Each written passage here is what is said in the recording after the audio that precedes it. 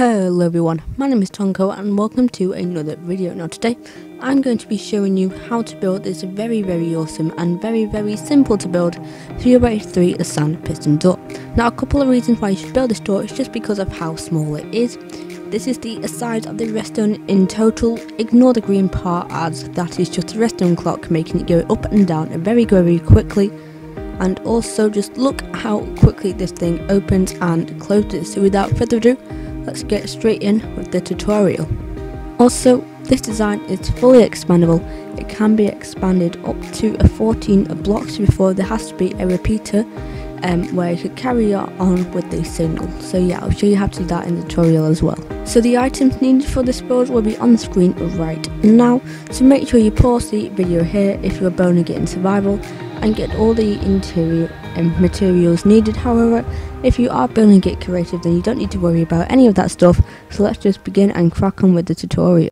So the first thing that you want to do is you want to figure out how long your door is going to be. So say if you want to expand it all the way up to 14 blocks, or even if you want to expand it up to longer, then you place as many pistons as you want. However, let's say you're on 13 and then you're 14, you have to leave a gap here and then you can carry on with your door up to another amount of 15.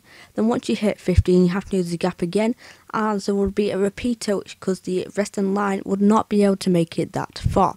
So every 14 sticky pistons you have to leave a gap to be able to place a resting repeater, but I am only going to make it to 5 blocks wide, so I do not need to leave a gap for the repeater to go.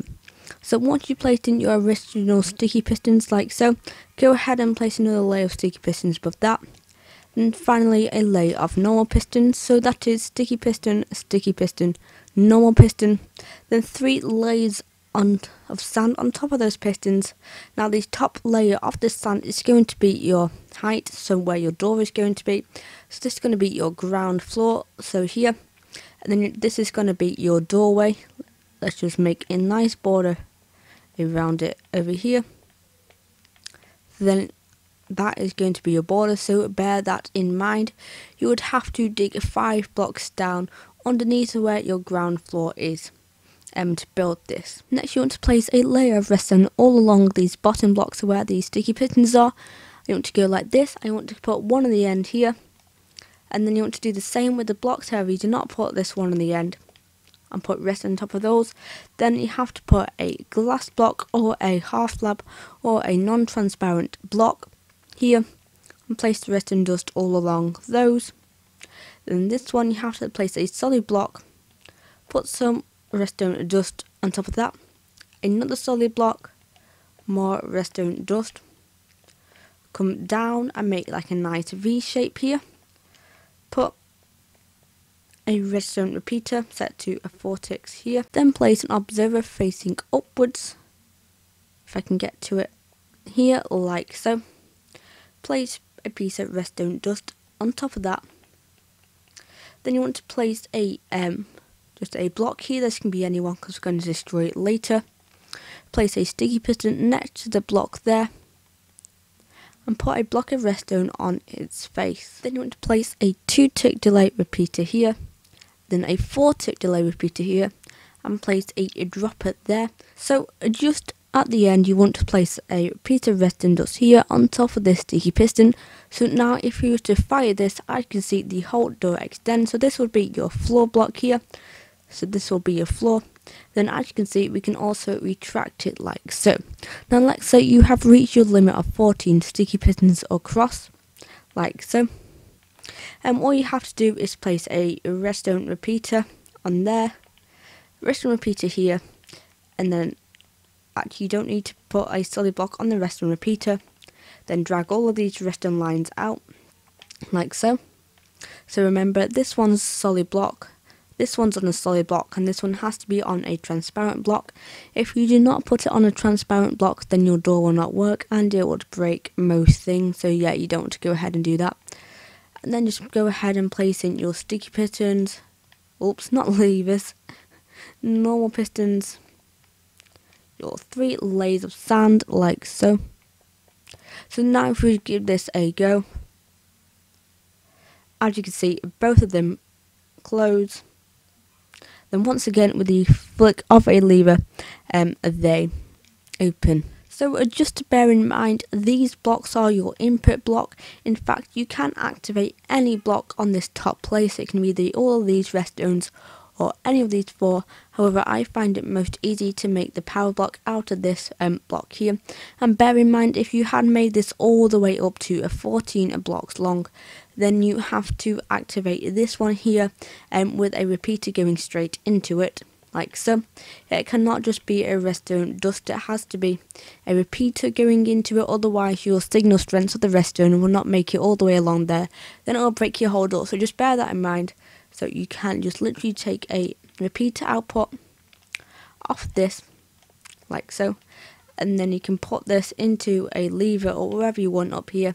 And as you can see, the door opens and closes as it should do. So if you want to have a button output on both sides, let's say you want one here and also one here, then I'm just going to quickly show you how to do that right now.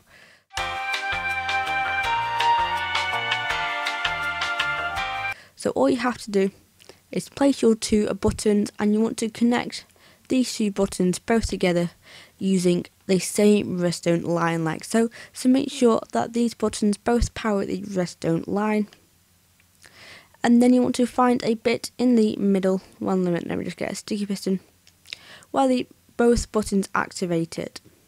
So let me just check. So let's say that does this button activate this? Yes it does. And does this button activate it? And yes it does. If they did not both activate it, then you have to have repeaters going into it to activate it. Otherwise it won't open from both sides. Then what you want to come ahead and do is place an observer to the side of this, like so. You want to come down a block so it's like an L shape, but destroy that middle block there. And you want to go ahead and place in a redstone torch. Then you want to place a hopper underneath the redstone torch, then a hopper connecting to that hopper, like so. Place a piece of redstone here, put any item into this hopper, and then a comparator coming out of this hopper, like so. So now if I have to click this button from here, I can see the door closes, and it stays closes until I click the button again, where I can walk on through. Then I can click the button from this side, like so. And also, this does not just work for this design, you can use this in whatever you're using. Say you just have a normal 2x2 piston door, and then you can also use this in this design. It is very simple to build, and yes, it is 100% reliable, which means it will never break and it will never fail to work. Anyway, I just want to say a very thank you and so much for watching. If you enjoyed this video, or if you found it helpful in any way, then please do be sure to give it a like so more people can see this and more people can get helped out. And also, while you're at it, you may as well subscribe and turn on notifications so you do not miss another video. Don't forget to stay safe, stay home, always wash your hands, help out the NHS. Also, please give at least 2 meters away from everyone and try practicing social distancing. Anyway, that's good for when you have siblings, so it's like I social distance from them anyway. So that is all from me, and I'll see you all later.